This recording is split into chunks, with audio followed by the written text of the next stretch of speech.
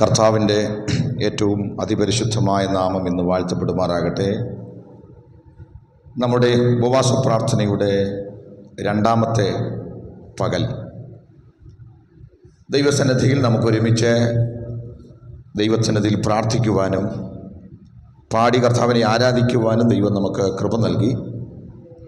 തുടർന്ന് നാം ദൈവത്തിൻ്റെ വചനത്തിലേക്ക് നമ്മുടെ ശ്രദ്ധയെ തിരിക്കുകയാണ്. കഴിഞ്ഞ 2 സെഷനുകളിൽ ദൈവം നമ്മോട് സംസാരിച്ചു. കഴിഞ്ഞ പകൽ കർത്താവ് നമ്മോട് ഇടപെട്ടത് നമുക്കൊരു മടങ്ങി വരവ് ആവശ്യമാണ് എന്ന ബോധ്യം നമുക്കുണ്ടാകണമെന്നാണ്. ആ തിരുവെഴുത്ത് ഞാനും ധ്യാനിക്കുകയും പ്രാർത്ഥിക്കുകയും ചെയ്തപ്പോൾ എനിക്കും വളരെ ബോധ്യമായി കർത്താവിനോടൊന്ന് അടുത്ത് ചെല്ലേണ്ടത് ആവശ്യമാണ്. മടങ്ങി ദൈവസന്നിധിയിലേക്കൊന്ന് ചെല്ലേണ്ടത് ആവശ്യമാണ്. ഇപ്പോഴുള്ള ഈ ആത്മീയ അനുഭവമല്ല, ആഴമായ ഒരു ദൈവിക ബന്ധം എനിക്ക് ആവശ്യമാണെന്ന് എനിക്കും ബോധ്യമായതാണ്. നിങ്ങൾക്ക് എത്ര പേർക്ക് അത് ബോധ്യമായിട്ടുണ്ട്? നിശ്ചയമായും പ്രിയപ്പെട്ടവരെ, നാം കർത്താവിനോട് ആഴമായി അടുക്കേണ്ടത് ആവശ്യം. ഇന്നലെ രാത്രിയിൽ നാം സംസാരിച്ചത് ദൈവത്തിൻ്റെ അടുക്കലേക്ക് മടങ്ങി ചെല്ലുമ്പോൾ, തകർന്ന ബന്ധം പുനഃസ്ഥാപിക്കേണ്ടതിന് നാം ചെല്ലുമ്പോൾ എങ്ങനെ ചെല്ലണം എന്നാണ് നമ്മൾ ഒരുമിച്ച് ചിന്തിച്ചത്. എങ്ങനെയാണ്? മാനസാന്തരത്തോടെ ചെല്ലണം. അതാണ് നമ്മൾ ഇന്നലെ സംസാരിച്ചത്. മാനസാന്തരപ്പെട്ടു വേണം ചെല്ലാൻ. എങ്ങനെയാണ് മാനസാന്തരപ്പെട്ട് ചെല്ലുന്നത്? മാനസാന്തരത്തിൻ്റെ അർത്ഥം എന്താണ്? വിശദമായിട്ട് ഇന്നലെ സംസാരിച്ചു. ആ വചനം നമുക്ക് അനുഗ്രഹമായിരുന്നു. ഇന്ന് ദൈവത്തിൻ്റെ ആത്മാവ് നമ്മോട് ഇടപെടുന്ന വചനം, മടങ്ങി വന്ന് ദൈവസന്നിധിയിൽ അടുത്തു ചെന്ന ഒരു ദൈവ പൈതലിന് കർത്താവുമായിട്ടുള്ള ആ അടുപ്പം, അല്ലെങ്കിൽ നാം ദൈവസന്നിധിയിൽ മടങ്ങി ചെല്ലുന്നത് കൊണ്ട് നമുക്ക് ലഭിക്കുന്ന അനുഗ്രഹങ്ങളെക്കുറിച്ചാണ് ഇന്ന് നമ്മോട് ദൈവം സംസാരിക്കുന്നത്. Price the Lord. ദൈവസന്നിധിയിൽ മടങ്ങി വരാൻ നിങ്ങൾ തീരുമാനിച്ചാൽ അത് നഷ്ടമല്ല. നിങ്ങൾ ഇന്നായിരിക്കുന്ന ആത്മീയ അവസ്ഥയിൽ നിന്ന് നിങ്ങൾക്ക് കുറച്ചുകൂടെ ദൈവത്തോട് അടുക്കണം, പ്രാർത്ഥിക്കണം, ദൈവത്തോട് ചേർന്ന് നടക്കണം, കുറച്ചുകൂടെ ആത്മീയ അനുഭവം എനിക്ക് വേണം എന്ന് നിങ്ങൾ ചിന്തിച്ച് നിങ്ങളിപ്പോൾ ആയിരിക്കുന്ന നിലയിൽ നിന്ന് ഒന്ന് വ്യതിചലിച്ച് ദൈവസന്നിധിയിലേക്ക് അടുക്കാൻ തീരുമാനിച്ചാൽ ഞാൻ നിങ്ങളോട് പറയാം, അത് ഒരു നഷ്ടമല്ല, അതൊരു വലിയ അനുഗ്രഹമാണ്. Praise the Lord. നഷ്ടമുള്ള ഒരാളുണ്ടാ കാര്യം. അതാരാണെന്നറിയാമോ? നഷ്ടം പിശാചിന് മാത്രമാണ്. സാത്താന് ഭയങ്കര നഷ്ടമാണ്, അല്ലേ? നമ്മൾ ദൈവത്തോട് അടുക്കുന്നത് അവനൊരു വലിയ നഷ്ടമാണ്. അവൻ്റെ ചരക്കുകൾ നമ്മിലൂടെ വിറ്റഴിക്കാൻ പറ്റാത്ത നിലയിൽ നാം വിശുദ്ധീകരിക്കപ്പെടുന്നത് സാത്താന് ഭയങ്കര ഒരു നഷ്ടമാണ്. ബലഹീനരായി നാം തീർന്ന് പരാജയപ്പെട്ട് നിരാശയോടെ ഇരിക്കുന്നത് കാണുമ്പോൾ പിശാചിന് വലിയ ഇഷ്ടമാണ്. പകരം ഏത് പ്രതിസന്ധിയുടെ നടുവിലും കരുത്തുള്ളവരായി തീർന്ന് ശക്തിയുള്ളവരായി മാറി നാം ധൈര്യത്തോടെ നിൽക്കുന്നത് കാണുമ്പോൾ പിശാചിന് ഭയങ്കര നഷ്ടമാണ്, അവന് വലിയ വിഷമമാണ്. എന്നാൽ അടുത്തു ചെല്ലുന്ന എനിക്കും നിങ്ങൾക്കും ഇത് അനുഗ്രഹം മാത്രമാണ്. അങ്ങനെയെങ്കിൽ സന്തോഷത്തോടെ ദൈവത്തിന് സ്തോത്രം ചെയ്യാം. നമ്മളിതിനെ കുറിവാക്യമായി വായിച്ച വാക്യം തന്നെ വായിക്കാം. യോവേൽ 2:13-14. ആ 13-ാം വാക്യത്തിൻ്റെ ആദ്യത്തെ ഭാഗം മാത്രം മതി. ഇപ്പോഴെങ്കിലും വായിച്ച മോളെ. ആ ആ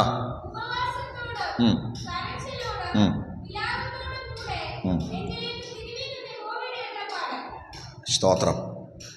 ഇപ്പോഴെങ്കിലും നിങ്ങൾ ദൈവമായ യഹോവയുടെ അടുക്കലേക്കൊന്ന് തിരിയണം. Praise the Lord. അങ്ങനെ തിരിയണമെന്ന് ബോധ്യപ്പെട്ട ദൈവ പൈതൽ മാനസാന്തരപ്പെട്ട് തിരിഞ്ഞു. എത്ര പേർക്ക് ഈ ദൂതൊക്കെ കേട്ടിട്ട് എനിക്കൊന്ന് തിരിയണമെന്ന് ആഗ്രഹം ഉണ്ടായി, ഒന്ന് അടുക്കണമെന്ന് ആഗ്രഹിച്ച് പ്രാർത്ഥിച്ച് എത്ര പേരുണ്ട്? അങ്ങനെ നിങ്ങൾ പ്രാർത്ഥിച്ചിട്ടുണ്ടെങ്കിൽ നിശ്ചയമായും നിങ്ങളെ ദൈവം ആ മാനസാന്തര അനുഭവത്തിലേക്ക് നയിക്കും. അങ്ങനെ നിങ്ങളെ മാനസാന്തര അനുഭവത്തിലേക്ക് നയിച്ചു മടങ്ങിവരവിലേക്ക് നയിച്ചാൽ ദൈവം താനും നിങ്ങളും തമ്മിലുള്ള, അല്ലെങ്കിൽ നാമും ദൈവവും തമ്മിലുള്ള കൂട്ടായ്മയാണ് ആദ്യം പുനഃസ്ഥാപിക്കുന്നത്. സ്തോത്രം.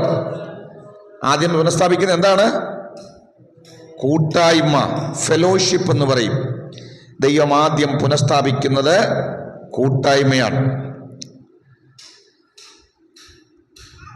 ദൈവം നമ്മെ വിളിച്ചിരിക്കുന്നത് കൂട്ടായ്മയ്ക്ക് വേണ്ടിയാ. അങ്ങനെയാണ് നമ്മൾ വചനം വായിക്കുന്നത്, അല്ലേ? ദൈവം നമ്മെ വിളിച്ചിരിക്കുന്നത് എന്തിനു വേണ്ടിയാണ്? കൂട്ടായ്മയ്ക്ക് വേണ്ടി. 1 കൊരിന്ത്യർ ലേഖനം 1-ാം അധ്യായത്തിൻ്റെ 9-ാമത്തെ വാക്യം, ദൈവം തൻ്റെ പുത്രനും നമ്മുടെ കർത്താവുമായ യേശുക്രിസ്തുവിൻ്റെ കൂട്ടായ്മയിലേക്ക് നിങ്ങളെ വിളിച്ചിരിക്കുന്ന ദൈവം വിശ്വസ്തൻ. വാക്യം ഒന്ന് വായിച്ചോ. തൻ്റെ പുത്രനും നമ്മുടെ കർത്താവുമായ യേശുക്രിസ്തുവിൻ്റെ കൂട്ടായ്മയിലേക്ക് നിങ്ങളെ വിളിച്ചിരിക്കുന്ന ദൈവം വിശ്വസ്തൻ. ഇന്ന് വചനം കേൾക്കുന്ന പ്രിയപ്പെട്ടവരെ, എന്നെയും നിങ്ങളെയും കർത്താവ് വിളിച്ചിരിക്കുന്നത് യേശുക്രിസ്തുവുമായിട്ടുള്ള കൂട്ടായ്മയ്ക്കാണ്. Praise the Lord. നാം പാപം ചെയ്തപ്പോൾ, ദൈവത്തിൽ നിന്ന് അകന്നുപോയപ്പോൾ, അല്ലെ, നമ്മുടെ വഴിക്ക് നടന്നപ്പോൾ ആദ്യം നഷ്ടമായത് കർത്താവുമായിട്ടുള്ള കൂട്ടായ്മയാണ്. Price the Lord. സ്തോത്രം. എന്നാൽ ഇന്ന് പകൽക്കാലം മടങ്ങി വരുവാൻ നാം ആഗ്രഹിച്ച് ദൈവസന്നിധിയിലേക്ക് ചെന്നാൽ ആദ്യം തന്നെ നമ്മുടെ കർത്താവുമായിട്ടുള്ള കൂട്ടായ്മ പുനഃസ്ഥാപിക്കപ്പെടുകയാണ്. ഹല്ലേലൂയ. മുറിഞ്ഞുപോയ ബന്ധം അതെ കൂട്ടിച്ചേർക്കുകയാണ്, തകർന്നുപോയതിനെ പണിയുകയാണ്. ഈ ഉപവാസ പ്രാർത്ഥന ആത്മാർത്ഥമായി നിങ്ങൾ പ്രാർത്ഥിച്ചാൽ നിങ്ങൾക്ക് ദൈവസാമീപ്യം അനുഭവിക്കുവാൻ ഇത് മുഖാന്തരമാകും. സ്തോത്രം. നിങ്ങൾ സമർപ്പണത്തോടെ ഈ ദൂതെല്ലാം കേട്ടിട്ട്, കർത്താവേ, ഞാൻ ഈ ദൂതുകൾ വിശ്വസിക്കുന്നു, ഈ വചനങ്ങൾ വിശ്വസിക്കുന്നു, എൻ്റെ ദൈവവുമായിട്ട് എനിക്ക് ആഴമായ ഒരു കൂട്ടായ്മ അനുഭവത്തിലേക്ക് എന്നെ നയിക്കണമെന്ന് പറഞ്ഞ് നിങ്ങൾ ഏൽപ്പിച്ചു കൊടുക്കാൻ തുടങ്ങിയാൽ നിശ്ചയമായും നിങ്ങൾ ദൈവ സാന്നിധ്യം അനുഭവിക്കാൻ തുടങ്ങും. Price the Lord. Praise the Lord. നിങ്ങൾ പ്രാർത്ഥിക്കണം, നിങ്ങളത് പറയണം, കുഞ്ഞുങ്ങളെല്ലാവരും പറയണം, കർത്താവേ, എനിക്ക് ആ സാന്നിധ്യം ഒന്ന് അനുഭവിക്കണം, യേശുക്രിസ്തുവുമായിട്ടുള്ള കൂട്ടായ്മ എനിക്ക് അനുഭവിക്കണം. സ്തോത്രം. നമ്മൾ ഈ ലോകത്തിലൊക്കെ വല്ലാതെ അങ്ങ് ഇറങ്ങിപ്പോയത് സന്തോഷത്തിന് വേണ്ടിയൊക്കെയാണ്, അല്ലേ? നമുക്ക് സന്തോഷം തോന്നുന്ന കാര്യങ്ങളൊക്കെയാണ് ചെയ്തായി അകന്നങ്ങ് പോയത്. പക്ഷെ അതൊക്കെ താൽക്കാലിക സന്തോഷങ്ങളായിരുന്നു, അല്ലേ? താൽക്കാലികമായിരുന്നു. പക്ഷെ ഞാൻ നിങ്ങളോട് പറയാം, ഇവിടെ നിത്യ സന്തോഷമുണ്ട്, നിത്യ അനുഗ്രഹമുണ്ട്. നിങ്ങൾക്ക് ലോകം എത്ര തന്നാലും നിങ്ങൾക്ക് തികയാത്ത, ആനന്ദം വരാത്ത സന്തോഷം ഇവിടെയുണ്ട്. 16-ാം സങ്കീർത്തനം 11-ാം വാക്യം നമുക്കെല്ലാം പരിചയമുള്ള വാക്യമാണ്. എവിടാ ദൈവസന്നിധിയിലുള്ളത്? ഒന്ന് വായിച്ചേ. 16-ാം സങ്കീർത്തനം 11-ാം വാക്യം. ജീവന്റെ വഴി നീ എനിക്ക് കാണിച്ചു തരും.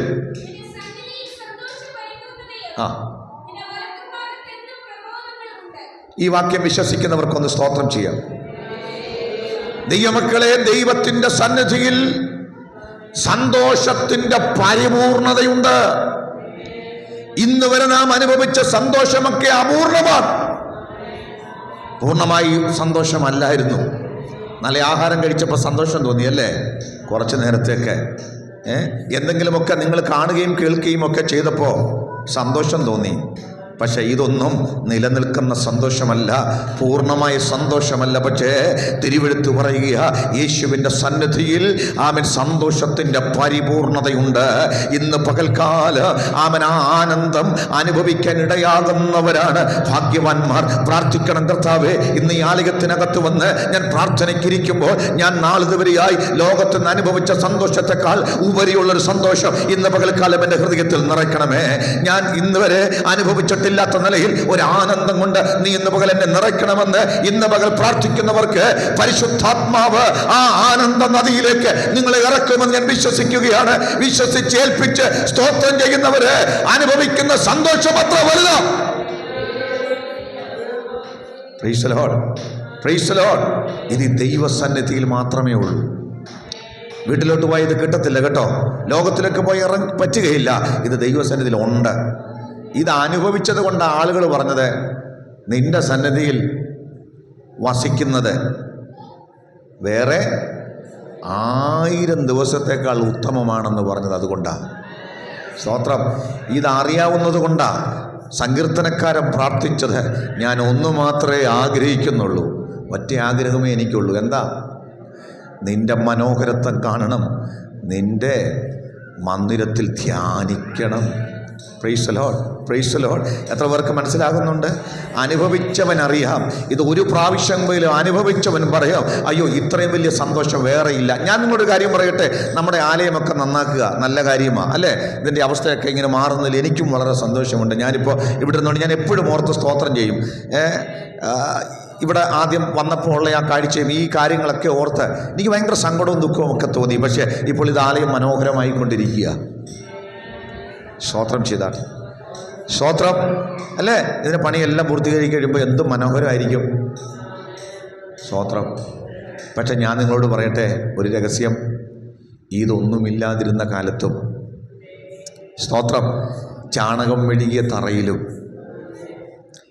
നല്ല വെളിച്ച സംവിധാനങ്ങൾ പോലെ ഇല്ലാതിരുന്ന സമയത്തും അസൗകര്യങ്ങളുടെ നടുവിലും സന്തോഷത്തോടെ ആരാധിച്ച ജനത്തിൻ്റെ മുഖം, അവർ സൗകര്യങ്ങളിലല്ല സന്തോഷിച്ചത്, ഭൗതികമായിട്ടുള്ള ഒരു കാര്യത്തിലുമല്ലായിരുന്നു അവർക്ക് സന്തോഷം.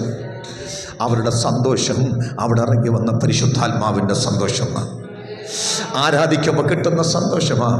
വീട്ടിൽ പട്ടിണിയൊക്കെയാ, വീട്ടിൽ പ്രതിസന്ധിയാ, കർത്താവിനെ സേവിക്കാൻ ഇറങ്ങി തിരിച്ചതിൻ്റെ പേരിൽ പ്രതികൂലമൊക്കെ ഉണ്ട്. പക്ഷേ അവിടെ നിന്ന് ആരാധിക്കുമ്പോൾ, സ്തോത്രം ചെയ്യുമ്പോൾ, 2 or 3 പേരുടെ നാമത്തിൽ കൂടി വരുന്നിടത്തൊക്കെയും ഞാൻ അവരുടെ നടുവിൽ ഉണ്ടെന്ന് വാഗ്ദത്തം ചെയ്ത കർത്താവിൻ്റെ പരിശുദ്ധ സാന്നിധ്യം അനുഭവിച്ചുകൊണ്ട് ആനന്ദത്തോടെ സന്തോഷിച്ച് ആമൻ ആരാധിച്ചൊരു തലമുറയുടെ ബാക്കി പത്രമാണ് ഞാനും നിങ്ങളുമെങ്കിൽ ഇന്ന് മുതൽ അവർ അനുഭവിച്ചവർ പറയും,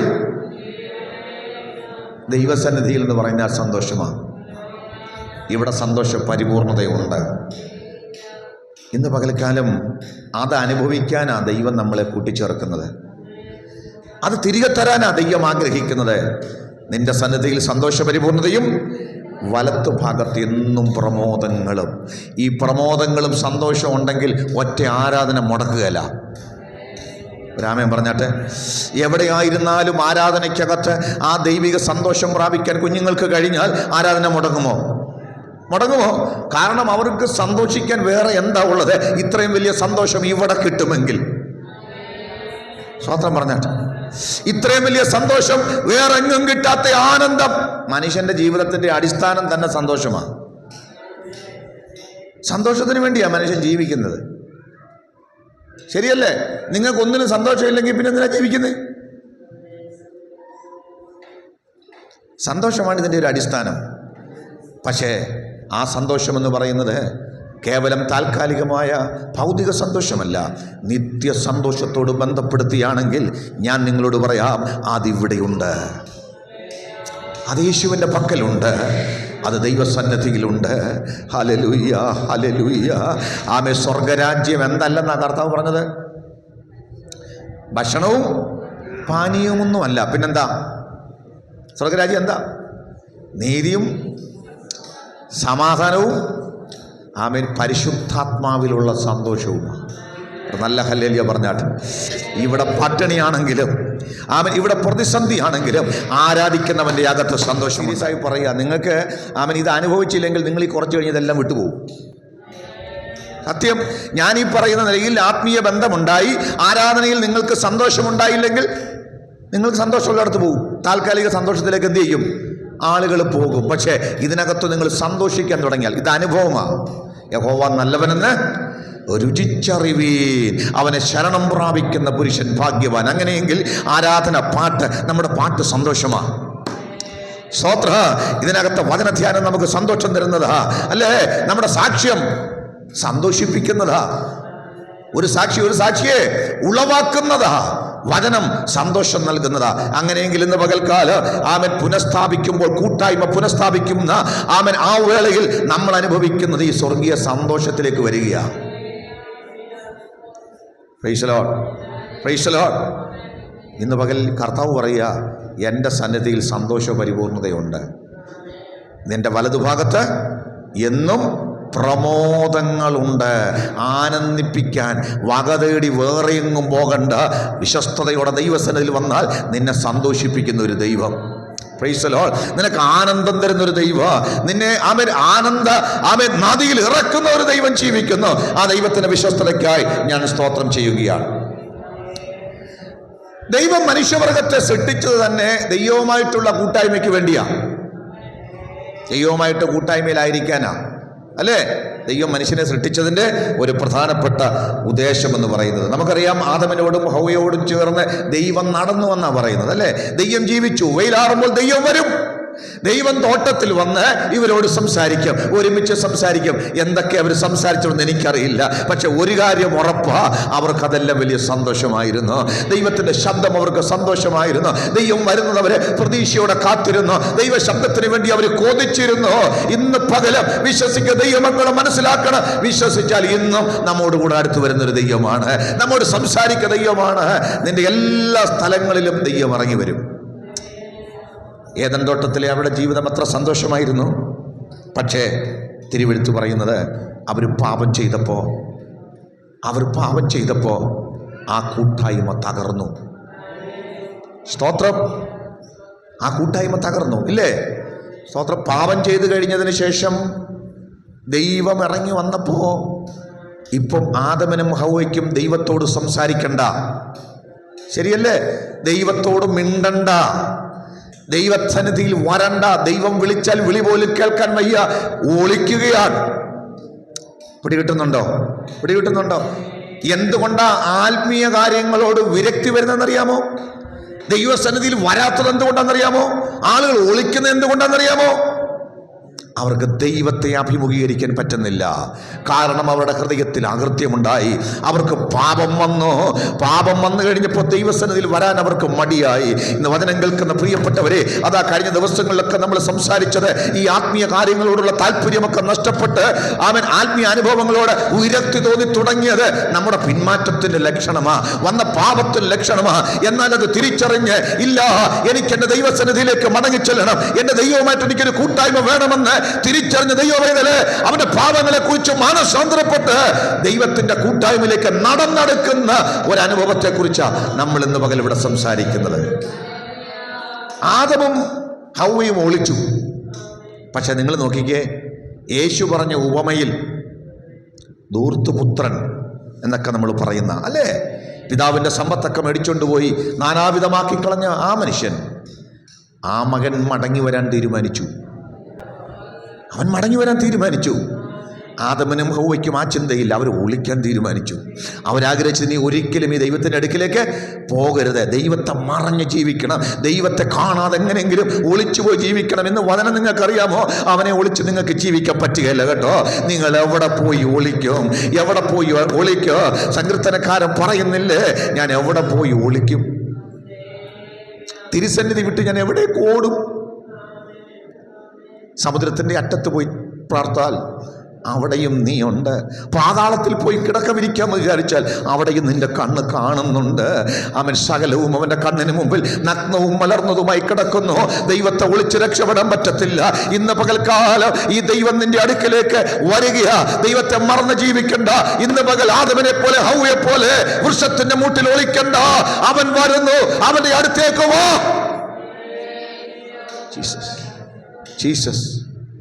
ജീസസ് ക്ഷമിക്കുന്നൊരു പിതാവാണ് വന്ന് നിൽക്കുന്നത്, അല്ലേ? ആ കഥയിൽ അങ്ങനെയാ. പിതാവ് നോക്കി നിൽക്കുക, മോൻ വരുന്നത്. ഇന്ന് പകൽ സ്നേഹിക്കുന്ന പിതാവ് നോക്കി നിൽക്കുക, നമ്മളൊന്ന് മടങ്ങി വരുന്നത് കാണാൻ. കർത്താവേ, എനിക്ക് നീയുമായിട്ടുള്ള കൂട്ടായ്മ വേണം, എൻ്റെ പാപജീവിതം വേണ്ട, എൻ്റെ അശുദ്ധ മാർഗങ്ങളൊന്നും വേണ്ട, ഞാൻ ഇന്ന് പകൽ വരികയാണെന്ന് പറഞ്ഞ് തീരുമാനിച്ച് ചെല്ലുന്നവരുടെ അടുക്കിലേക്ക് വരിക. അവൻ നോക്കി നിൽക്കുകയാ. ആര് വരും എൻ്റെ അടുക്കിലേക്ക് ആര് വരുമെന്ന് പ്രതീക്ഷിച്ച് നിൽക്കുകയാ. കൂട്ടായ്മ പുനഃസ്ഥാപിക്കണമെന്ന ആഗ്രഹത്തോടെ ആര് വരും? Price the Lord.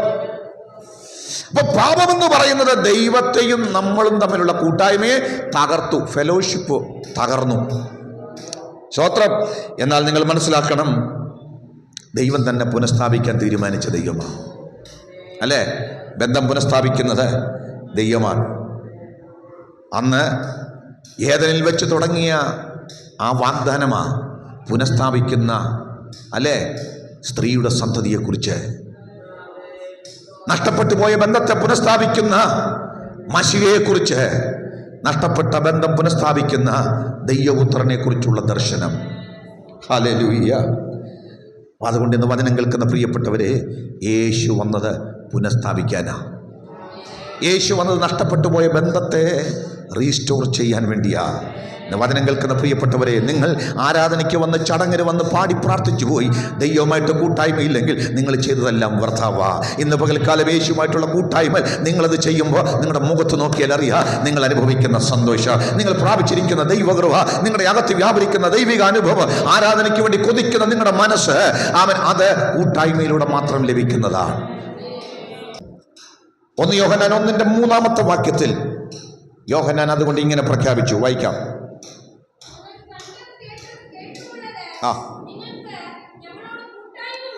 ഞങ്ങൾ കണ്ടും കേട്ടുമുള്ളത് അതോട് പറയുക. യോഹന്നാൻ പറയുക, ഞങ്ങൾ കണ്ടും കേട്ടുമുള്ളത് നിങ്ങൾക്ക് ഞങ്ങളോട് കൂട്ടായ്മ ഉണ്ടാകേണ്ടതിന് ഞങ്ങൾ അറിയിക്കുന്നു.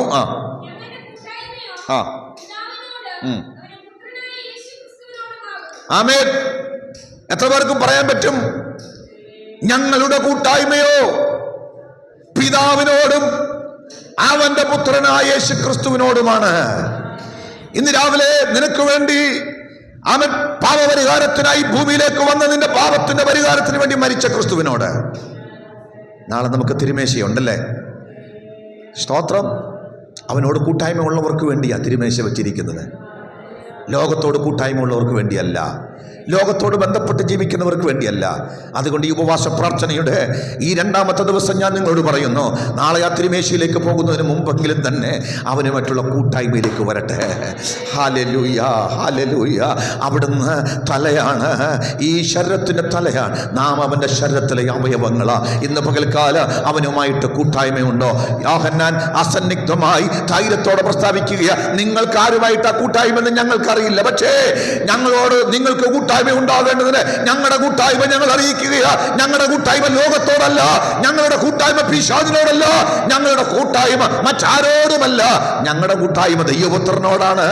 ആമേൻ. ദൈവപുത്രന്റെ പിതാവിനോടാണ്. ആരോടാ ഞങ്ങളുടെ കൂട്ടായ്മ? പിതാവിനോടും അവൻ്റെ പുത്രനായ ക്രിസ്തുവിനോടുമാണ് ഞങ്ങൾക്ക് കൂട്ടായ്മയുള്ളത്. അത് തന്നെയാണ് പൗലോസ് പറഞ്ഞത്, നമ്മൾ വായിച്ചത്. ആമേൻ. തൻ്റെ പുത്രനും നമ്മുടെ കർത്താവുമായ യേശു ക്രിസ്തുവിൻ്റെ കൂട്ടായ്മയിലേക്ക് നമ്മളെ വിളിച്ചിരിക്കുന്ന ദൈവം വിശ്വസ്തൻ. ഇന്ന് പകൽ ആരാധനയ്ക്ക് വരുമ്പോൾ നിങ്ങൾ അറിയേണ്ട ഒരു കാര്യം, നിങ്ങൾ ക്രിസ്തുവുമായിട്ടുള്ള കൂട്ടായ്മയുടെ അടിസ്ഥാനത്തിലാണ് ഇവിടെ വരുന്നത്. കാരണം ഇത് ക്രിസ്തുവിൻ്റെ സഭയാണ്, ക്രിസ്തുവിൻ്റെ ശരീരത്തിൻ്റെ ഭാഗമാണ്. അങ്ങനെയെങ്കിൽ അവനുമായിട്ടുള്ള കൂട്ടായ്മ നിങ്ങൾക്കില്ലെങ്കിൽ പിന്നെന്ത് ബന്ധമാണ്? അതുകൊണ്ട് ഇന്ന് പകൽക്കാലം ആ കൂട്ടായ്മയിലേക്ക് നമുക്ക് മടങ്ങി വരാം. അപ്പൊ ഈ കൂട്ടായ്മയുടെ പുനഃസ്ഥാപകൻ ക്രിസ്തുവാ. ദൈവവും മനുഷ്യനും തമ്മിലുള്ള കൂട്ടായ്മ ബന്ധം തകർന്നു. ഈ കൂട്ടായ്മ പുനഃസ്ഥാപിച്ചതാരാണ്? കർത്താവാ. നമുക്കറിയാം, എഫേസ്യ ലേഖനം 2-ാം അധ്യായത്തിന്റെ 18-ാം വാക്യം ഇങ്ങനെ പറയുന്നു, അവൻ മുഖാന്തരം നമുക്ക് ഇരുപക്ഷക്കാർക്കും ഏകാത്മാവിനാൽ പിതാവിങ്കലേക്ക് പ്രവേശനമുണ്ട്. സ്തോത്രം. പൗലോസ് പറയുക, പിതാവായ ദൈവത്തിന്റെ സന്നിധിയിലേക്ക് നമുക്ക് പ്രവേശനമുണ്ട്. എങ്ങനെയാണ്? അവൻ മുഖാന്തരം. ആര് മുഖാന്തരം? യേശുക്രിസ്തു മുഖാന്തരം. ജാതികൾക്കും അല്ലെ യഹൂദന്മാർക്കും മാത്രമല്ല, ലോകത്തിലെ സകല മനുഷ്യർക്ക് പിതാവിങ്കിലേക്ക് പ്രവേശനമുണ്ട് യേശുക്രിസ്തു മുഖാന്തരം, അവിടുത്തെ ആത്മാവിനാൽ. ഇന്ന് പകൽ വിശ്വസിക്കുന്നവർ സ്തോത്രം ചെയ്താട്ട് ഈ യേശുക്രിസ്തുവുമായിട്ടുള്ള കൂട്ടായ്മയാണ് നിന്നെ പിതാവിന്റെ അടുക്കിലേക്ക് കൊണ്ടുപോകുന്നത്. നാളിതുവരെയായി നീ പ്രാർത്ഥിച്ചു, പ്രാർത്ഥനയ്ക്ക് മറുപടി ലഭിച്ചില്ലെങ്കിൽ ഒരു കാര്യം ഓർത്തോ, പിതാവുമായിട്ട് യേശുക്രിസ്തുവുമായി നിനക്ക് കൂട്ടായ്മയില്ലെങ്കിൽ പിതാവ് നിന്റെ പ്രാർത്ഥന കേൾക്കത്തില്ല. യേശുക്രിസ്തുവുമായിട്ട് നിനക്ക് ബന്ധമില്ലെങ്കിൽ പിതാവ് നിന്റെ പ്രാർത്ഥന ചെവിക്കൊള്ളത്തില്ല. ഇന്ന് പകൽ നന്നായി പ്രാർത്ഥിച്ചതാ, നന്നായി പാടിയതാ, പക്ഷേ ക്രിസ്തുവുമായി നിനക്ക് കൂട്ടായ്മയില്ലെങ്കിൽ ആ കൂട്ടായ്മയില്ലാത്തവന്റെ പ്രാർത്ഥനയ്ക്ക് ദൈവം മറുപടി തരില്ല. സ്തോത്രം. അതുകൊണ്ട് ആദ്യം ഉറപ്പാക്കേണ്ടത് ആ കൂട്ടായ്മ ബന്ധമാ. കരമുയർത്തി ദൈവത്തെ സ്തുതിച്ചാട്ട്. അപ്പൊ ഈ കൂട്ടായ്മയിലേക്ക്, പിതാവുമായിട്ടുള്ള കൂട്ടായ്മയിലേക്ക് നമ്മളെ കൊണ്ടുവന്നത് ക്രിസ്തുവാണ്. 2 കൊരിന്ത്യർ ലേഖനം 5-ാം അധ്യായത്തിന്റെ 18-ാമത്തെ വാക്യം വായിക്കാം. അതിനൊക്കെയും ദൈവം തന്നെ കാരണഭൂതൻ, അവൻ നമ്മെ ക്രിസ്തു മൂലം നമ്മൾ നിരപ്പില്ലാത്തവരായിരുന്നു, ദൈവത്തോട് അകന്നവരായിരുന്നു, ദൈവത്തോട് ശത്രുക്കളായിരുന്നു. പക്ഷെ ക്രിസ്തു മൂലം ദൈവം നമ്മെ നിരപ്പിച്ചിരിക്കുകയാണ്. ഇന്ന് പകൽക്കാല ആമേൻ സ്തോത്രം, യേശു ക്രിസ്തു മുഖാന്തരം ദൈവത്തോട് നിങ്ങൾക്ക് നിരപ്പ് വന്നിട്ടുണ്ട്. ഈ ഉപവാസ പ്രാർത്ഥന രണ്ടാമത്തെ പകൽ ആമേൻ ദൈവസന്നിധിയിൽ എന്ത് പാപമാണെങ്കിലും ഇന്നിവിടെ നിരപ്പാക്കപ്പെടണം. കാരണം അവൻ നിരപ്പിക്കുന്നവനാണ്, അവൻ ബന്ധം പുനഃസ്ഥാപിക്കുന്നവനാണ്. ഈ പകൽ വിശ്വസിച്ചപ്പോ ഇന്ന് പകൽ പിതാവുമായിട്ടുള്ള എന്റെ ബന്ധത്തെ ഒന്ന് നിരപ്പാക്കി ആമേൻ അതിനെ ഒന്ന് ശരിയാക്കുവാൻ എനിക്ക് കഴിയില്ല. കർത്താവേ, അങ്ങയ്ക്കും മാത്രമേ അത് കഴിയുകയുള്ളൂ. യേശുവാണ് ആ ബന്ധത്തെ നിരപ്പാക്കുന്നത്. സ്തോത്രം. അതുകൊണ്ട് ഞാനും നിങ്ങളും എല്ലാവരും അറിയേണ്ട ഒരു കാര്യം, നമ്മുടെ കൂട്ടായ്മ ക്രിസ്തുവുമായിട്ടാണ്. ഒരാളുമായിട്ട് കൂട്ടായ്മ ഉണ്ടാകണമെങ്കിൽ, ഞാൻ പിന്നീട് പറയും കേട്ടോ, എന്ന് വിശദീകരിക്കുക, എന്നാലും ഇപ്പോൾ ഒന്ന് പറയുക. കൂട്ടായ്മ ഒരാളോട്ട് ഉണ്ടാകണമെങ്കിൽ കൂട്ടായ്മയുടെ അടിസ്ഥാനം എന്താ? ഒരു ബന്ധമുണ്ടാകുക എന്നുള്ളതാണ്. ബന്ധം ഉണ്ടാകുന്നത് എങ്ങനെ? കൂട്ടായ്മ ബന്ധം ഉണ്ടാകുന്നത് എങ്ങനെ? രണ്ടുപേര് തമ്മിൽ കണ്ടുമുട്ടി. നിങ്ങൾ ജീവിതത്തിൽ ആദ്യമായിട്ട് രണ്ടുപേര് തമ്മിൽ കണ്ടുമുട്ടി, ഉടനെ അങ്ങ് ബന്ധം ഉണ്ടാവുമോ? ഉണ്ടാവത്തില്ല. പിന്നെന്താ? ആദ്യത്തെ ബന്ധമെന്ന് പറയുന്നത് ഈ സംസാരമാണ്.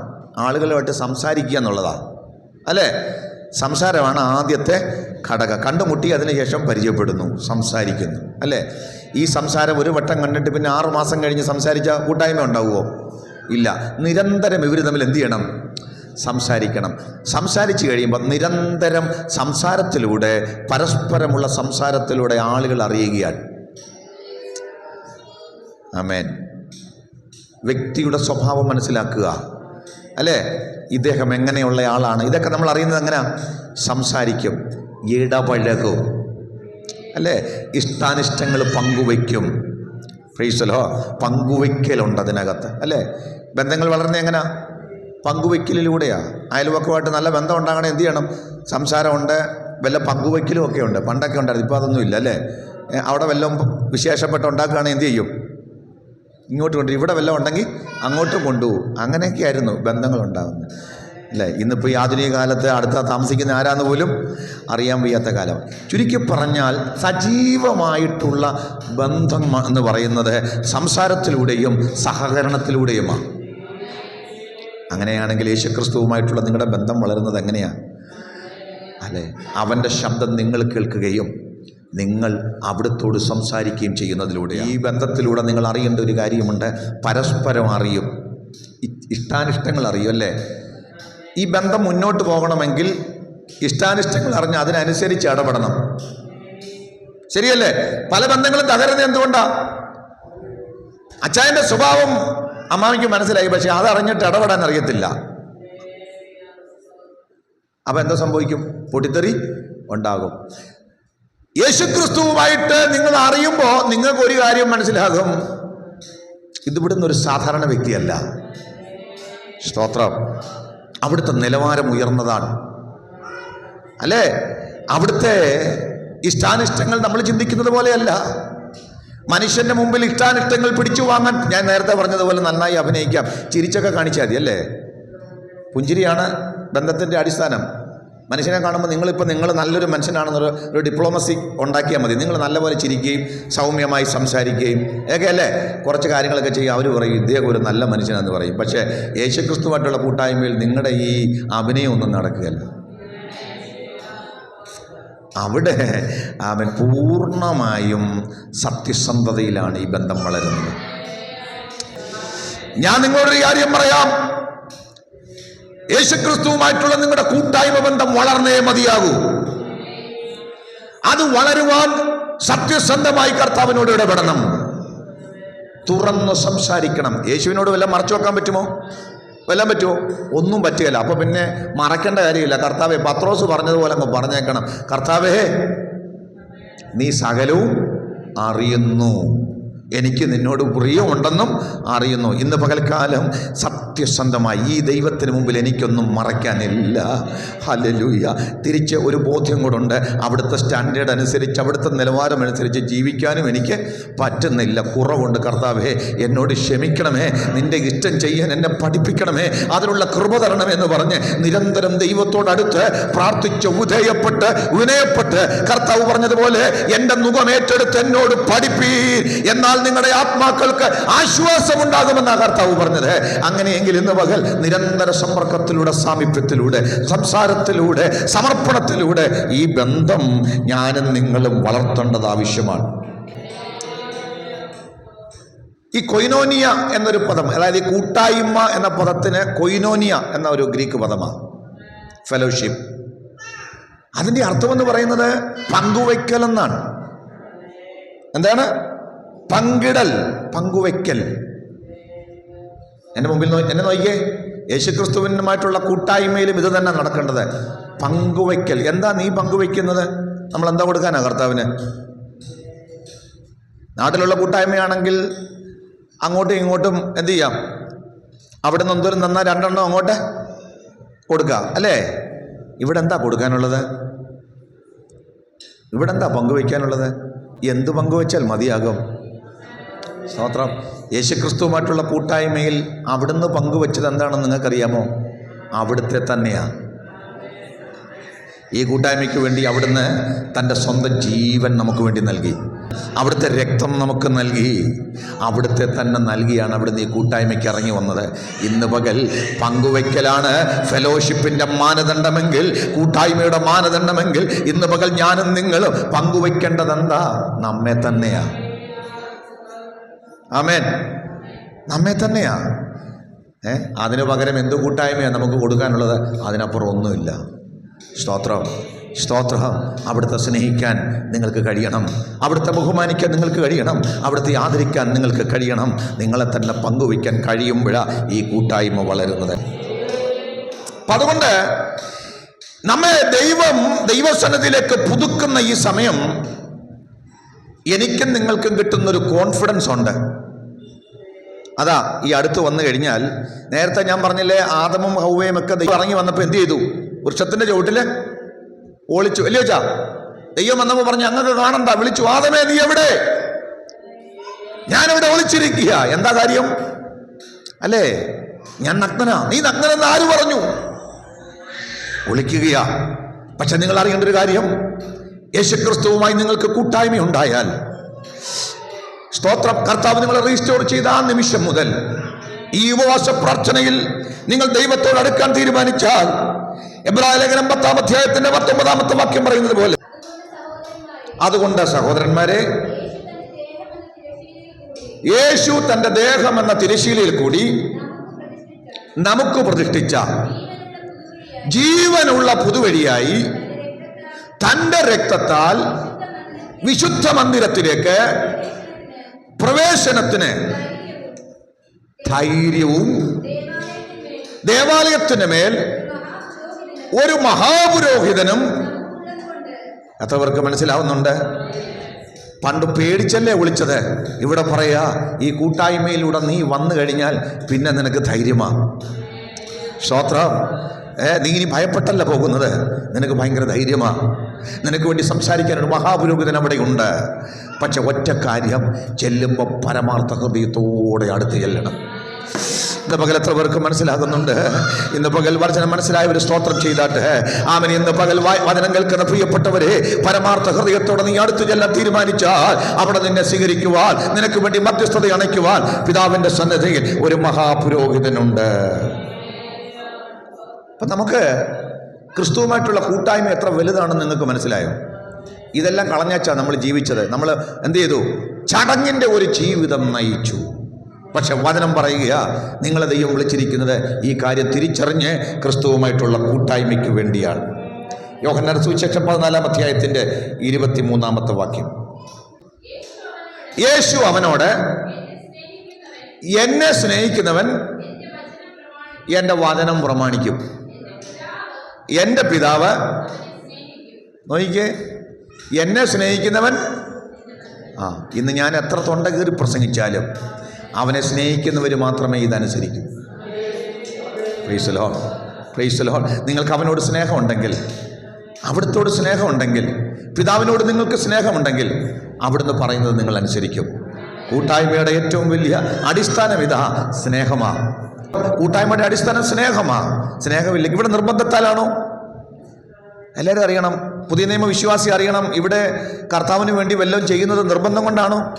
പാടുന്നതും ആരാധിക്കുന്നതും ചില ആൾക്കാർ പാസ്റ്റർ പറഞ്ഞു എന്നാ അങ്ങ് ചെയ്തേക്കാം, പാസ്റ്റർ പറഞ്ഞില്ലേ എന്നാ പാടിയേക്കാം, പ്രാർത്ഥി. അയ്യോ അല്ലല്ല, ഇതൊന്നും പാസ്റ്റർ പറഞ്ഞത് കൊണ്ടോ അടുത്തിരിക്കുന്നവർ പറഞ്ഞത് കൊണ്ടോ അല്ല കേട്ടോ, ഇത് പിതാവിനെ സ്നേഹിക്കുന്നത് കൊണ്ടാ. ഇന്ന് ആരാധനയ്ക്ക് വന്നത് എന്തുകൊണ്ടാ? പിതാവിനോടുള്ള സ്നേഹം കൊണ്ടാ. ഇനി അങ്ങനെ സ്നേഹിക്കുന്നവൻ കൽപ്പന പാലിക്കും. എന്താ അതിന് കിട്ടുന്നത്? പിതാവിനെ സ്നേഹിക്കുമ്പോൾ പിതാവ് അവനെ സ്നേഹിക്കും. അയ്യോ, അതവർക്ക് മനസ്സിലായി.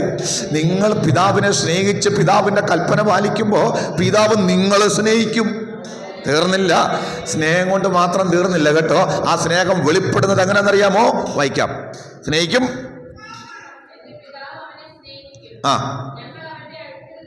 അയ്യോ ഞങ്ങൾ, കർത്താവ് പറയാ, ആരൊക്കെയാ? ഞാനും എൻ്റെ പിതാവും കൂടെ അവൻ്റെ അടുത്ത് വന്ന് അവനോടുകൂടെ. ഈ വാക്യത്തിൻ്റെയൊക്കെ അർത്ഥം എത്ര പേർക്ക് പിടികിട്ടിയെന്ന് എനിക്കറിയാൻ വയ്യ. ഇന്ന് പകൽ ഈ തിരുവെഴുത്ത് കേട്ട് അനുസരിച്ച് ദൈവത്തെ സ്നേഹിച്ച് അനുസരിക്കാൻ തുടങ്ങുമ്പോൾ ഫെലോഷിപ്പ്, കൂട്ടായ്മ പുനഃസ്ഥാപിച്ചു കഴിഞ്ഞാൽ അയ്യോ ആമെ സംഭവിക്കുന്ന അത്ഭുതം നിങ്ങൾക്ക് മനസ്സിലായോ? ദൈവപുത്രനായ യേശു ക്രിസ്തു ആമെ പറയുക, ഞാനും പിതാവും കൂടെ ചെന്ന് അവൻ്റെ അടുത്ത് ചെന്ന് അവൻ്റെ അടുക്കൽ അവനോട് ചേർന്ന് വസിക്കുക. ഇന്ന് പകൽക്കാല ആമൻ സ്വത്ര ലോകത്തിൽ ആരും നിനക്കില്ലെന്ന് പറഞ്ഞാൽ, ആറ് നിന്റെ കൂടെ ഇല്ലെന്ന് പറഞ്ഞാൽ, ആരൊക്കെ നിന്നോട് സഹകരിച്ചില്ലെന്ന് പറഞ്ഞാൽ, നീ എത്രമാത്രം സ്നേഹിച്ചിട്ട് എത്രമാത്രം കരുതിയിട്ട് തിരിച്ച സ്നേഹം കിട്ടിയില്ലെന്ന് പരിതപിക്കുന്നവരോട് ഞാൻ വിളിച്ചു പറയുക, പിതാവിനെ ഒന്ന് സ്നേഹിച്ചു നോക്ക്, പിതാവ് പറയുന്നൊന്ന് അനുസരിച്ച് നോക്ക്. ആ പിതാവ് പുത്രനും കൂടെ നിന്റെ അടുക്കൽ വന്ന് നിന്നോടുകൂടെ വസിക്കാൻ തുടങ്ങും. ഓ, വിശ്വസിക്കുന്നവർക്ക് നല്ല ഹല്ലേലൂയ പറയാ. ഇതാ അവൻ മടങ്ങി വരുന്നവർക്കുള്ള അനുഗ്രഹ, അവനുമായിട്ടുള്ള കൂട്ടായ്മയാ. ലോകത്തിലെ ഒരു അന്ധകാര ശക്തിയും നിന്റെ അടുത്തേക്ക് വരികയില്ല, ഒരു ശാപവും നിന്റെ അടുക്കൽ വരില്ല. കാര്യമെന്താ? സകലവും ചമച്ച ദൈവം, അവൻ ദൈവപുത്രൻ നിന്റെ അടുക്കൽ വന്ന നീയുമായിട്ടുള്ള കൂട്ടായ്മയില. സ്തോത്രം, സ്തോത്രം. ഈ കൂട്ടായ്മയായ ഏറ്റവും വലിയ അനുഗ്രഹം. ഞാൻ ഇനി അടുത്തത് പറയാൻ പോകുന്നത്, നമ്മൾ ഈ കൂട്ടായ്മയ്ക്കകത്തുള്ള അനുഗ്രഹമാണ് പറഞ്ഞുകൊണ്ട് വരുന്നത്. എങ്കിലും ചില കാര്യങ്ങളൂടെ നിങ്ങളോട് പറയാം. നിങ്ങൾ ഇന്ന് ഈ വചനമൊക്കെ കേട്ട് തിരുവെഴുത്ത് കേട്ട് ദൈവത്തോട് അടുക്കാൻ തീരുമാനിച്ചാൽ, ഈ കൂട്ടായ്മയിലേക്ക് നിങ്ങൾ പുനഃസ്ഥാപിക്കപ്പെട്ട് കഴിഞ്ഞാൽ, ഒന്ന്, നിങ്ങൾക്ക് ദൈവത്തോടൊരു അടുപ്പം ഉണ്ടാവും, ഇൻറ്റിമസി ഉണ്ടാവും. ഈ പലർക്കും ഈ ദൈവം എന്ന് പറയുന്നത് ദൂരെ എവിടെയോ ഇരിക്കുന്ന ഒരാളായിട്ടാണ്, അടുത്തുള്ള ഒരാളായിട്ട് ഫീൽ ചെയ്യാറില്ല. ശരിയല്ലേ? ആളുകൾ പറഞ്ഞു, ദൈവമുണ്ട്, എല്ലാം ഒരു വിശ്വാസമല്ലേ പാസ്റ്ററെ, അല്ലേ? എല്ലാം ഒരു, പക്ഷെ ഒരു യഥാർത്ഥ വിശ്വാസിക്ക് ഇത് ഏറ്റവും ഹൃദയത്തോട് ചേർന്ന് നിൽക്കുന്നൊരടുപ്പമാണ്. ഇത് വെറുതെ പറയുന്നതല്ല, ഇത് വെറുതെ പറയുന്നതല്ല, ഇതാണ് സത്യം. ഫെലോഷിപ്പ് ഉണ്ടായിക്കഴിഞ്ഞാൽ നിങ്ങൾ ആ ഇൻറ്റിമസി അനുഭവിക്കും. നിങ്ങളുടെ ചാരെ, നിങ്ങളുടെ ഒപ്പം, നിങ്ങളുടെ ഉള്ളിൽ അവിടെ നിന്നുള്ള ആ കാര്യം. ഈ അടുപ്പത്തിൻ്റെ ഒരു കാര്യം ഞാൻ പറയാം. ഈ അടുത്തിരിക്കുന്നവരോട് അടുത്തിരിക്കുമ്പോഴേ രഹസ്യങ്ങളൊക്കെ പറയുന്നല്ലേ. അകന്നിരിക്കുന്നവർ തമ്മിൽ രഹസ്യം പറയാൻ പറ്റുമോ വെച്ചാ? പറ്റത്തില്ല. അലറി വിളിക്കണം. ദൈവം കൂടെ ഉണ്ടെങ്കിൽ ദൈവം ഹൃദയത്തിൽ ചെവിയിൽ പറയും. വായിക്കാം 25-ാം സങ്കീർത്തനം 14-ാം വാക്യം.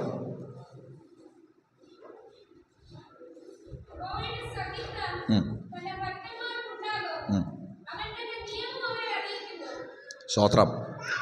യഹോവയുടെ സഹിത്വം തൻ്റെ ഭക്തന്മാർക്ക് ഉണ്ടാകും. യഹോവയുടെ സഖിത്വം ചേർന്ന് വസിക്കുന്നൊരനുഭവം. അങ്ങനെ വസിക്കുമ്പോൾ അതാത് സമയങ്ങളിൽ ആവശ്യമുള്ളതെല്ലാം ഈ ചെവി പറയും. നിയമം അവരെ അറിയിക്കും, തൻ്റെ ഇഷ്ടം അവരെ അറിയിക്കും. സ്തോത്രം. യേശു പറഞ്ഞില്ലേ ശിഷ്യന്മാരോട്, ഞാൻ ഇനി നിങ്ങളെ ദാസന്മാരെന്ന് പറയുന്നില്ല. കാരണം എന്താ? നിങ്ങൾ എൻ്റെ സഹോദരന്മാരാ. കാരണം പറയാനുള്ള രഹസ്യമെല്ലാം ഞാൻ നിങ്ങളോട് പറഞ്ഞു കഴിഞ്ഞു. ഒരു ഹല്ലേലൂയ പറഞ്ഞാട്ടെ. യേശു പകല് ശുശ്രൂഷിക്കുമ്പോഴത്തേക്ക് ഈ ഉപമയൊക്കെ പറയും, അല്ലേ? ഉപമയൊക്കെ ഒത്തിരി ആൾക്കാർ കേൾക്കും. വന്നവരിൽ നല്ലൊരു ഭാഗത്തിന് മനസ്സിലാകത്തില്ല. പക്ഷേ ശിഷ്യന്മാരുടെ ഗുണം എന്തെന്നറിയോ?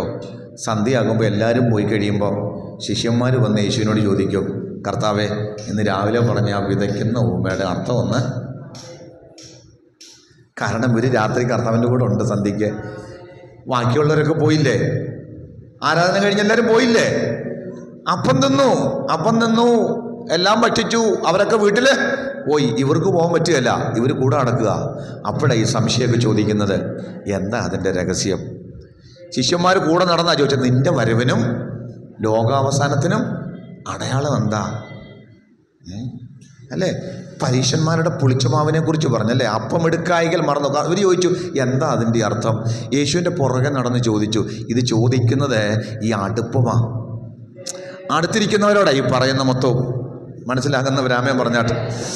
ഇന്ന് പകൽ ഞാനൊരു ദൂത് പറയാം, സഭയിലെ എല്ലാവരോടും എല്ലാം പറയുകയല്ല. സ്തോത്രം. ലോത്തിൻ്റെ നശിപ്പിക്കാനായിട്ട് ദൂതന്മാർ വന്നു, അല്ലേ? ഭക്ഷണമെല്ലാം കഴിച്ചു പോയി. കുറച്ച് കഴിഞ്ഞിട്ട് അബ്രഹാം ചെന്ന് ദൈവത്തിൽ നിന്നു. അപ്പോഴത്തേക്ക് പറയുക, ഞാൻ ചെയ്യാനിരിക്കുന്നത് അബ്രഹാമിന് മറച്ചു വെക്കൂ.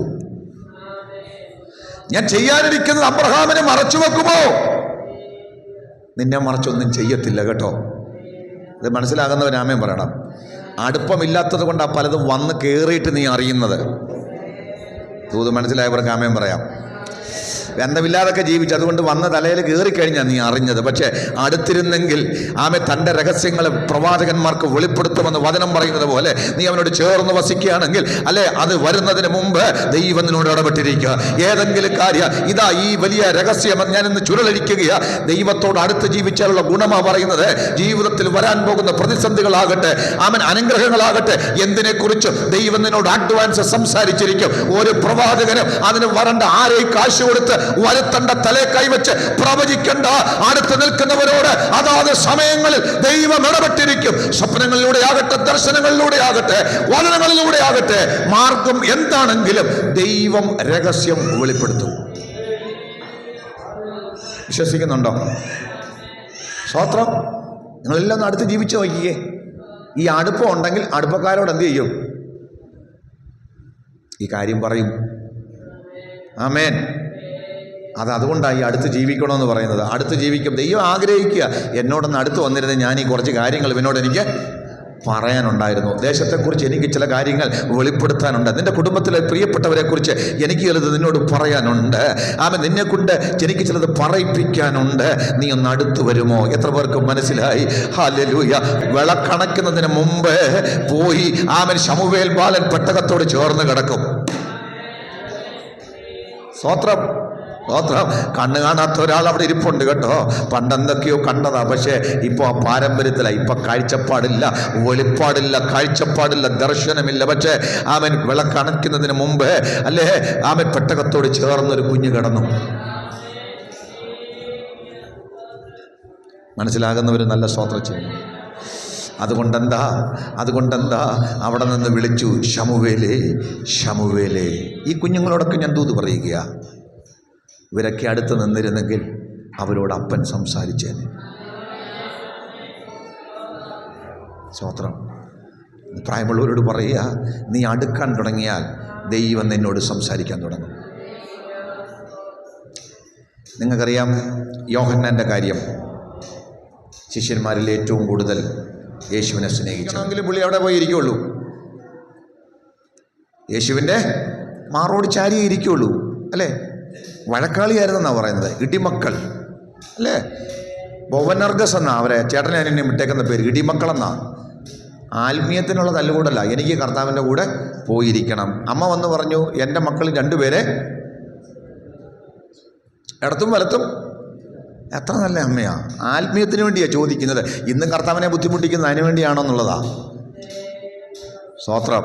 പക്ഷെ ആ അമ്മ പറയുന്നത്, എനിക്ക് ഒറ്റ ആഗ്രഹമേ ഉള്ളൂ, കൊച്ചുങ്ങൾ രണ്ടുപേരും നിത്യതയിൽ പോകണം, അവർ രണ്ടുപേരും നിൻ്റെ ഇടത്തും വലത്തും ഇരിക്കണം, അല്ലാതെ ഡോക്ടറാക്കണം, എഞ്ചിനീയറാക്കണം, ഇതൊന്നും അല്ലായിരുന്നോ അല്ലേ ആ നല്ല അമ്മ പ്രാർത്ഥിച്ചത്. പോട്ടെ, യുവന്മാർ ആത്മീയതയ്ക്ക് വേണ്ടി അടിയാ.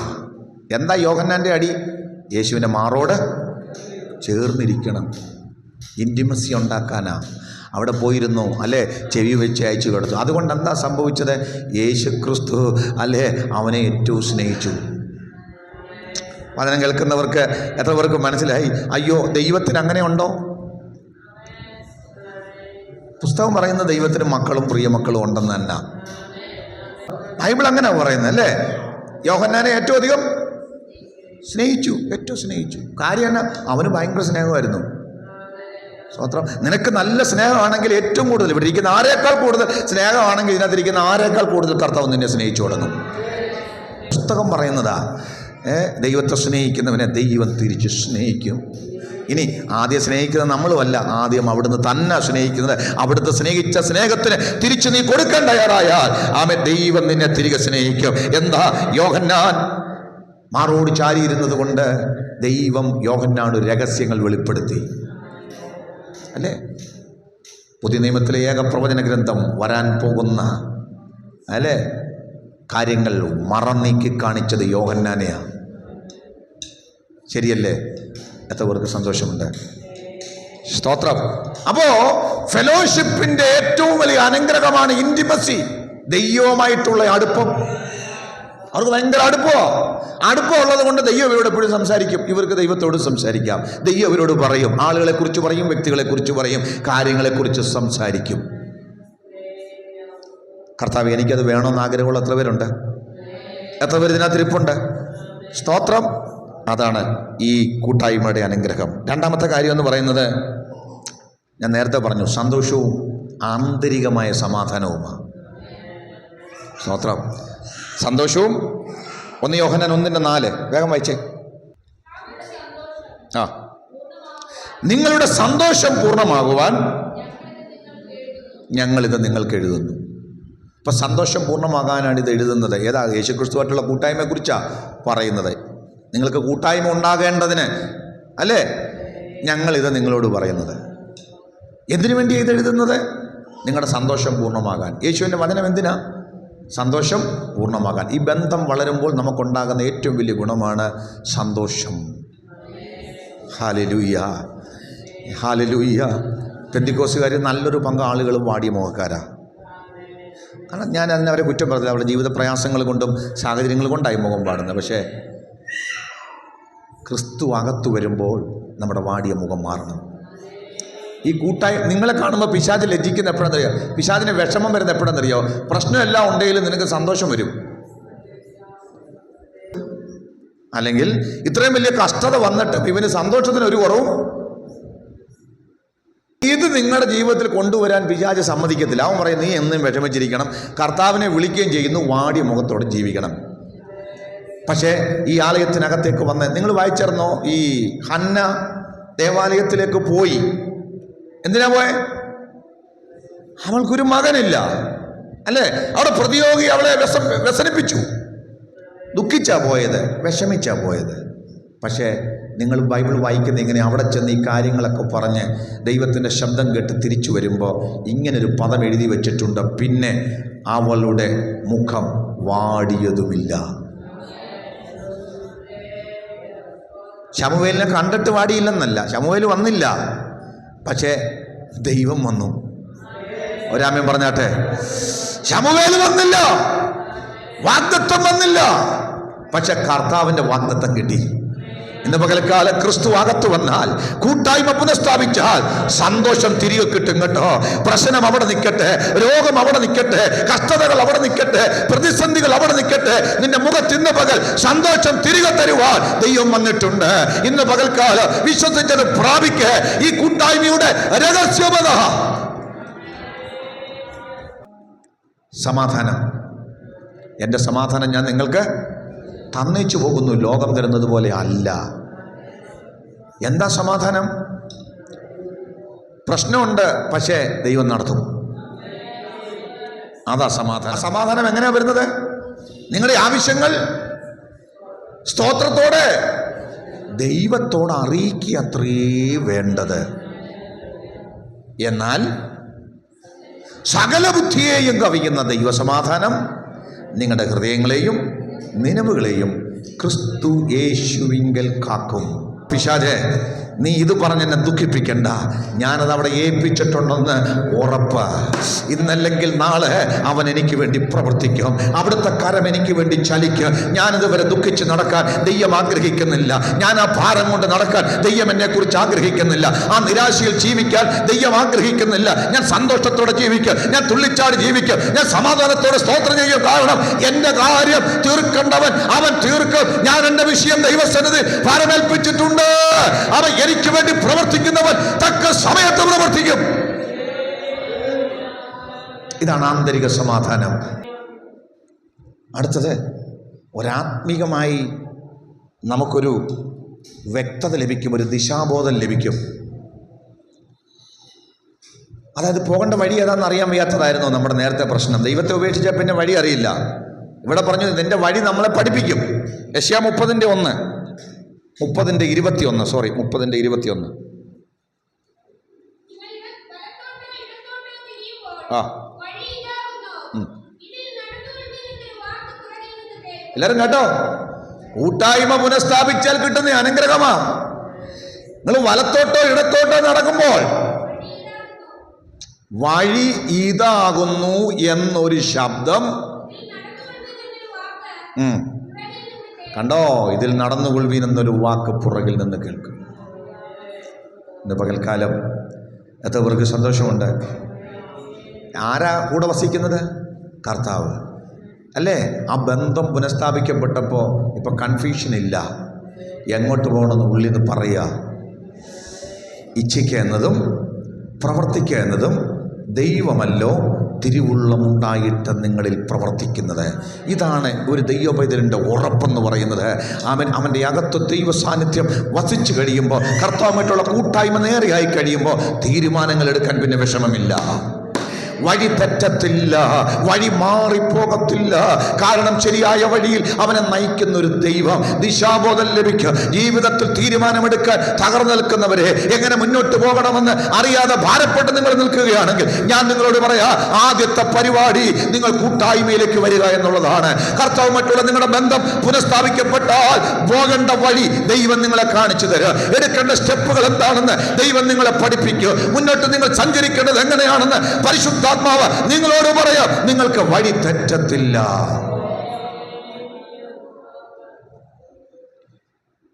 അവസാനമായിട്ട് ആ ഭാഗം പറഞ്ഞ് അവസാനിപ്പിക്കാം. ഈ കൂട്ടായ്മ പുനഃസ്ഥാപിക്കപ്പെട്ടാൽ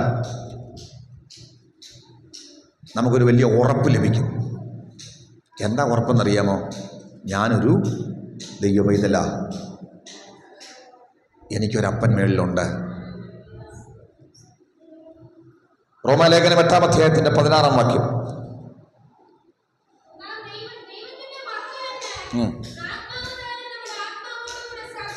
കണ്ടോ? നാം ദൈവത്തിന്റെ മക്കളെന്ന് ആത്മാവ് താനും നമ്മുടെ ആത്മാവോടുകൂടെ സാക്ഷ്യം പറയും. ഈ വചനം കേൾക്കുന്ന പ്രിയപ്പെട്ടവരെ, ആളുകൾ ഒരു പക്ഷേ നിന്നെ ദൈവമകളാണെന്നൊന്നും സമ്മതിക്കുകയല്ല. നമ്മൾ ഈ ദൈവമക്കളെന്ന് പറയുന്നത് കേൾക്കുമ്പോൾ തന്നെ ആളുകൾ പറയുന്നത് ഞങ്ങളെന്നാ പിശാചിൻ്റെ മക്കളാണോ എന്ന് പറയുന്നവരുണ്ട്. ഞാൻ നിങ്ങളോടൊരു കാര്യം പറയട്ടെ, നീ ഒരു ദൈവപൈതലാന്നുള്ള ഉറപ്പ് അകത്തുനിന്ന് പ്രാപിക്കണം. നീ ദൈവത്തിൻ്റെ മകളാണ്, മകനാണെന്നുള്ള ഉറപ്പ് ഉള്ളിൽ നിന്ന് പ്രാപിക്കണം. അത് ദൈവം നിനക്ക് തരും. ഈ ബന്ധം വരുമ്പോൾ ആത്മാവ്, പരിശുദ്ധാത്മാവ് നമ്മുടെ ആത്മാവോട് പറയും. കൂട്ടായ്മ ഇല്ലാത്തവനോട് പറയും. അവൻ്റെ അകത്തിരുന്ന് എന്തോ പറയുന്നറിയോ? ഞാൻ ദൈവപൈതലൊന്നും അല്ല, എൻ്റെ കാര്യം പോക്ക, ജീവിച്ചിട്ട് കാര്യം ഇല്ല, എനിക്ക് ജീവിതത്തിൽ ഒരു ലക്ഷ്യമില്ല, ഒരു വ്യക്തതയുമില്ല, പ്രാർത്ഥിക്കുന്ന കാര്യത്തിൽ ഉറപ്പില്ല, ആരാധനയ്ക്കകത്ത് വ്യക്തതയില്ല, കാര്യങ്ങളിലെല്ലാം ആശയക്കുഴപ്പമാണ്. ഇന്ന് പകൽക്കാലം തകർന്ന അനുഭവമാണ്. പക്ഷേ പരിശുദ്ധാത്മാവ് പറയുക, ഇന്ന് പകൽ കർത്താവുമായിട്ടുള്ള കൂട്ടായ്മയിലേക്ക് നിങ്ങൾ മടങ്ങി വന്നാൽ നിങ്ങൾ നല്ലപോലെ നെഞ്ചും വിരിച്ച് നടന്നു പോകുക. എനിക്കറിയാം ഞാനൊരു ദൈവപൈതലാണ്. സ്വത്രം. എന്ത് ഉറപ്പെന്നറിയാമോ? ഇത് കൂട്ടായ്മയിൽ മാത്രം ലഭിക്കുന്നതാ. രക്ഷിക്കപ്പെട്ടതാണോ എന്ന ഉറപ്പ് ലഭിക്കുന്നത് അങ്ങനെ പല ആളുകൾക്കും ഉറപ്പില്ല. രക്ഷിക്കപ്പെട്ടതാണോ എന്ന് ഉറപ്പില്ല. ദൈവരാജ്യത്തിൽ പോകുമോന്ന് ഉറപ്പില്ല, ഒന്നിനെക്കുറിച്ചും ഉറപ്പില്ല. പക്ഷേ വ്യക്തത ഉണ്ടാകുന്നത് കൂട്ടായ്മയിലൂടെ. നിങ്ങൾക്കൊരാളെ വ്യക്തമായി അറിയാമെങ്കിൽ നിങ്ങൾക്ക് ഉറപ്പാകുകയല്ലേ അദ്ദേഹം പറയുന്നത്? ആ വാക്കുകൾ നിങ്ങൾക്ക് ഉറപ്പല്ലേ? അങ്ങനെയെങ്കിൽ ഇന്ന് പകൽ കർത്താവ് മറ്റുള്ള കൂട്ടായ്മയിലേക്കൊന്നും മടങ്ങി വരാം. എല്ലാ കണ്ണുകളും ദൈവം ഭാഗ്യമെന്ന് വെച്ചാട്ടെ.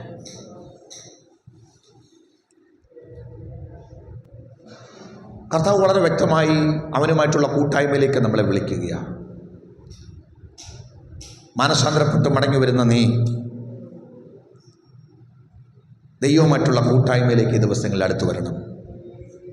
ഈ കൂട്ടായ്മയിലേക്ക് അടുത്തു വരുമ്പോൾ ചെയ്യേണ്ട അതിപ്രധാന കാര്യം അവിടുത്തെ വചനം നിന്റെ കാലിന് ദീപവും പാതയ്ക്ക് പ്രകാശവുമായിരിക്കണം. കർത്താവ് പറഞ്ഞതുപോലെ മനുഷ്യൻ അപ്പം കൊണ്ട് മാത്രമല്ല ദൈവത്തിൻ്റെ വായിൽ നിന്ന് വരുന്ന സകല വചനം കൊണ്ട് ജീവിക്കുന്നു. ഈ ദിവസങ്ങളിൽ തിരുവെഴുത്തിലേക്കൊന്ന് മടങ്ങി വന്നാൽ ഈ കൂട്ടായ്മയുടെ അനുഗ്രഹം നീ അനുഭവിക്കും. പ്രാർത്ഥനയിൽ ദൈവത്തോട് അടുക്കണം. ഞാൻ പറഞ്ഞല്ലോ, ഈ കൂട്ടായ്മ എന്ന് പറയുന്നത് ഒരു ദിവസം കൊണ്ട് അത്ഭുതകരമായി സംഭവിക്കുന്നതല്ല, നിരന്തരമുള്ള പ്രാക്ടീസിലൂടെ സംഭവിക്കുന്നതാണ്. അവൻ്റെ കൂട്ടായ്മ, അവിടുത്തെ സാന്നിധ്യം പരിശീലിക്കണം. പ്രാർത്ഥനയ്ക്ക് നീ മുഴങ്കാലും മടക്കണം. ഇതുവരെയും വ്യക്തിപരമായൊരു പേഴ്സണൽ പ്രയർ ഇല്ലാത്തവരാണെങ്കിൽ ഞാൻ നിങ്ങളോട് പറയുന്നു, ഈ ദിവസങ്ങളിൽ ഒരമണിക്കൂർ നേരമെങ്കിലും വചനം ധ്യാനിച്ച് ദൈവത്തിൽ പോയിരുന്ന് ഏകാന്തമായി പ്രാർത്ഥിക്കാൻ സമയമെടുക്കണം. ഇതാ കൂട്ടായ്മ വളരാനുള്ള മാർഗം. Price the Lord. ആത്മാവിൽ നടക്കണം, ജഡത്തിൽ ജീവിക്കരുത്. ജഡത്തിൻ്റെ മോഹങ്ങൾക്കനുസരിച്ചല്ല, പരിശുദ്ധാത്മാവിൽ നടക്കാൻ പരിശീലിക്കണം. Hallelujah, hallelujah. ദൈവത്തിൻ്റെ വചനം വായിക്കുമ്പോൾ, കർത്താവ് നിങ്ങളോട് സംസാരിക്കുമ്പോൾ ചോദ്യം ചെയ്യാതെ നിങ്ങൾ അനുസരിക്കാൻ തയ്യാറാകണം. അങ്ങനെ നിങ്ങൾ ചെയ്യാൻ തുടങ്ങിയാൽ ഈ കൂട്ടായ്മയിൽ നിങ്ങൾ വളരാൻ തുടങ്ങും. നിങ്ങളുടെ കൂട്ടായ്മ ദൃഢമാകാൻ തുടങ്ങും. തിരുവെഴുത്ത് പറയുന്നത് പോലെ ആമേൻ, സ്തോത്രം, യേശു ക്രിസ്തുവിൽ വേരൂന്നി അടിസ്ഥാനപ്പെട്ട ഒരു ആത്മജീവിതം നയിക്കാൻ നിങ്ങൾക്കിടയാകും. അങ്ങനെ നിങ്ങൾ അവൻ ആത്മജീവിതം നയിച്ച് അവൻ മുന്നോട്ട് പോകുമ്പോഴാണ് ഇളക്കമില്ലാത്ത കരുത്തുള്ള ഒരു വിശ്വാസിയായി, ഒരു ക്രിസ്ത്യാനിയായി, ഒരു ശിഷ്യനായി ഞാനും നിങ്ങളും മാറുന്നത്. ദൈവത്തിൻ്റെ ആത്മാവ് അതിനു വേണ്ടിയാണ് നിങ്ങളെ ക്ഷണിക്കുന്നത്. പുത്തുപരത്തിൽ ആത്മജീവിതം നയിക്കാൻ വേണ്ടിയല്ല, യേശു ക്രിസ്തുവുമായിട്ട് സജീവ കൂട്ടായ്മ ബന്ധമുള്ള കരുത്തുള്ള ഒരു വിശ്വാസിയായി തികഞ്ഞ ഒരു ആത്മീയ അനുഭവത്തിലേക്ക് നയിക്കുവാൻ ദൈവം നിങ്ങളെ വിളിക്കുകയാണ്. എല്ലാ കണ്ണുകളും അടച്ചൊരു നിമിഷം യേശു ക്രിസ്തുവിനോട് പ്രാർത്ഥിച്ചാട്ടെ. കർത്താവിനോട് ചോദിക്കുമോ, ദൈവമേ, അങ്ങയുമായിട്ടുള്ള എൻ്റെ കൂട്ടായ്മ ഇന്ന് പകൽക്കാലം ഞാൻ എത്രമാത്രം വിലമതിക്കുന്നു, അങ്ങ് അതെത്രമാത്രം വിലമതിക്കുന്നു എന്ന് ഞാൻ മനസ്സിലാക്കുന്നു. കർത്താവ്, ആ കൂട്ടായ്മയിലേക്ക് എന്നെ നടത്തണമേ. അങ്ങേ മറ്റുള്ള കൂട്ടായ്മയിൽ വന്നു പോയിട്ടുള്ള എൻ്റെ പാകപ്പിഴകൾ ക്ഷമിക്കണമേ. ഇന്ന് ഞാൻ നിൻ്റെ സന്നിധിയിലേക്ക് അടുത്തു വരുന്നു. ആ കൂട്ടായ്മയിൽ എന്നെ പുനഃസ്ഥാപിക്കണമേ. ദൈവമായിട്ട് എനിക്ക് ആഴമേറിയ ഒരു അടുപ്പം നൽകണമേ. കർത്താവേ, ആ കൂട്ടായ്മയുടെ ഫലമായിട്ടുള്ള ആന്തരിക സന്തോഷവും സമാധാനവും കൊണ്ട് ഇന്ന് എന്നെ നിറയ്ക്കണമേ. എൻ്റെ ജീവിതത്തിന് ഒരാത്മീകമായ ഒരു ദിശാബോധം നൽകണമേ, ഒരു വ്യക്തത നൽകണമേ. ഞാനൊരു ദൈവ പൈതലാണെന്ന് എനിക്ക് ഉറപ്പ് നൽകണമേ. ഞാൻ പോകേണ്ട വഴി ഏതാണെന്ന് അവൻ മനസ്സിലാക്കി ജീവിക്കത്തക്കവണ്ണം കർത്താവേ, അങ്ങയുടെ മാർഗനിർദ്ദേശം എപ്പോഴും എനിക്ക് നൽകണമേ. യേശുക്രിസ്തുവിൻ്റെ കൂട്ടായ്മ ഇന്ന് പകൽക്കാലം എനിക്ക് നൽകണമേ. ഞങ്ങളുടെ കൂട്ടായ്മയോ പിതാവിനോടും അവൻ്റെ പുത്രനായ യേശുക്രിസ്തുവിനോടുമാ. ഞാൻ ലോകത്തിന് കൂട്ടായ്മത്തിൽ കൂടി നടന്നു, മറ്റുള്ളവരോട് കൂട്ടായ്മ കൂടി നടന്നു. പക്ഷേ ഇന്ന് ഞാൻ തീരുമാനിക്കുന്നു, എനിക്ക് യേശുവപ്പനുമായിട്ടുള്ള കൂട്ടായ്മ മതി. കാരണം നിന്റെ സന്നിധിയിൽ സന്തോഷ പരിപൂർണതയുണ്ട്. ഞാൻ സന്തോഷത്തിന് വേണ്ടി മറ്റു പലതുമായിട്ട് കൂട്ടായ്മ കൂടിയിട്ടുണ്ട്, പല കൂട്ടായ്മകൾക്ക് പോയിട്ടുണ്ട്. പക്ഷേ ഇന്ന് ഞാൻ തീരുമാനിക്കുന്നു, അങ്ങയുടെ കൂട്ടായ്മയാണ് എനിക്ക് വേണ്ടത്. അവിടുത്തുള്ള കൂട്ടായ്മ മതിയപ്പാ. ആ കൂട്ടായ്മയിൽ ജീവിപ്പാൻ എന്നെ സഹായിക്കണമേ.